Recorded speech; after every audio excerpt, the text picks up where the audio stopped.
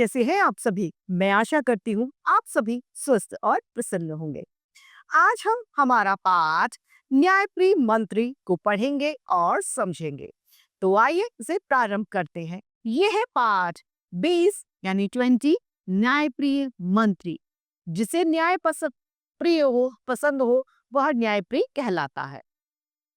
समय कोई भी रहा हो, आज का या फिर पुराना, हर समय हर देश में न्यायप्रिय शासक ही जनता का प्रिय होता है। जिसे न्याय पसंद हो वही शासक जो होता है यानी राजा लोगों को पसंद होता है। इस कहानी में भी यही बात बताई गई है। आइए इसे शुरू करते हैं। एक नगर में एक राजा राज्य करता था। एक बार उसने अपने मंत्री की परीक्षा लेनी चाहिए। राजा ने मंत्री को बुलाया और उससे कहा, हम स्वयं नगरों में जाकर अपने राज्य की व्यवस्था को देखना चाहते हैं कि हमारे यहाँ कैसा क्या चल रहा है। हमारे जाने के बाद तुम राज्य की देखभाल करना और सभी के साथ में न्याय करना। राजा ऐसा अपने मंत्री से कहता है। इतना कहकर राजा मंत्री के हाथ में शासन को सौंपकर चला जाता है। यानी अब वो मंत्री को बहुत बड़ी जिम्मेदारी देकर जाता है कि तुम मेरे राज्य का ध्यान रखना। मंत्री बहुत न्यायप्रिय था। उसने एक ऐलान कर दिया यानी एक सूचना जारी कर दी कि यदि किसी भी व्यक्ति को किसी भी प्रकार का कोई कष्ट यानी परेशानी हो तो वो मुझसे आकर मिले, उसके साथ पूर्ण न्याय किया जाएगा। यह उसने घोषणा करवा दी। अतः मंत्री ने अपने महल की एक ऊंची मीनार यानी एक ऊंची दीवार पर एक बहुत बड़ा घंटा मजबूत रस्सी से बांधकर लटका दिया।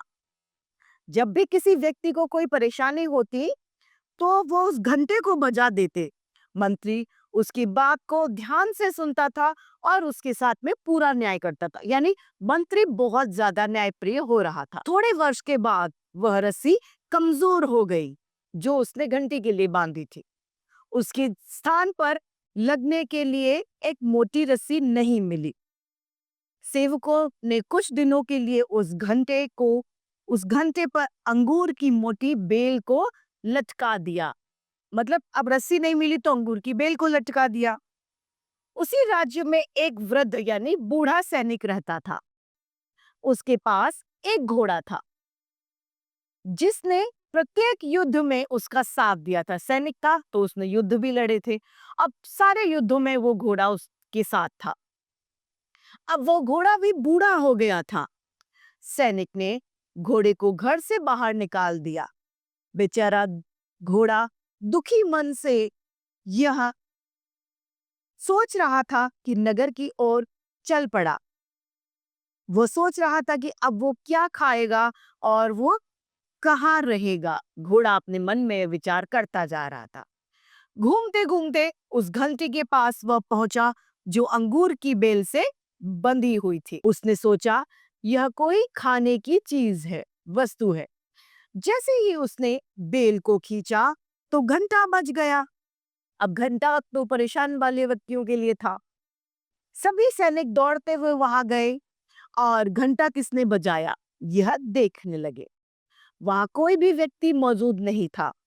सैनिक घोड़े को देखकर बहुत हैरान रह गए। उनमें से कुछ सैनिक घोड़े को भगाने लगे। तभी मंत्री वहां पर आ गया और बोला, घोड़ा भी मेरी प्रजा है। यानी घोड़ा भी मेरी प्रजा है जो मेरे राज्य में रहता है। आप लोग कैसे कह सकते हैं कि उसे कोई कष्ट नहीं है? तुम्हें कैसे पता कि उसे कोई परेशानी है या नहीं? मंत्री ने सैनिकों से पूछा, यह घोड़ा किसका है? सैनिक तुरंत घोड़े के स्वामी की खोज में यानी उसे ढूंढने के लिए निकल गई और वृद्ध सैनिक यानी बूढ़े सैनिक के पास मंत्री को ले आए। मंत्री ने उस आदमी से पूछा कि क्या वह घोड़ा तुम्हारा है? यह यहाँ क्यों घूम रहा है? तुम इसे खाने को क्यों नहीं देते? अब मंत्री ने अपनी पूरी जानकारी लेनी चाहिए कि भाई तुमने उस घोड़े को खुला क्यों छोड़ा, तुम क्यों इसे खाना नहीं दे रहे, क्यों इधर उधर ये भटक रहा है। मंत्री ने अपनी पूरी जानकारी लेनी चाहिए। सैनिक का सिर जो है वह शर्म से झुक गया। मंत्री ने कहा, सैनिक का सिर शर्म से झुक जाता है। मंत्री उससे कहते हैं, तुम्हें शर्म आनी चाहिए।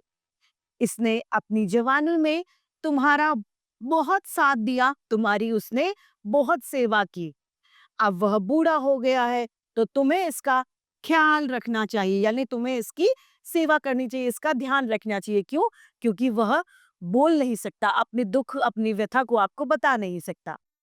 इस घोड़े को घर ले जाओ और इसकी देखभाल करो। सभी लोग मंत्री के इस न्याय से बहुत ज्यादा खुश हुए।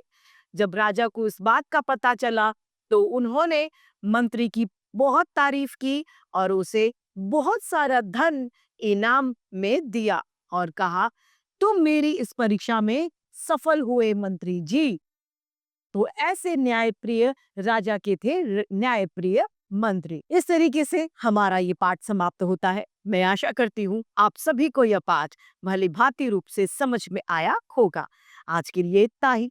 फिर मिलते हैं। धन्यवाद।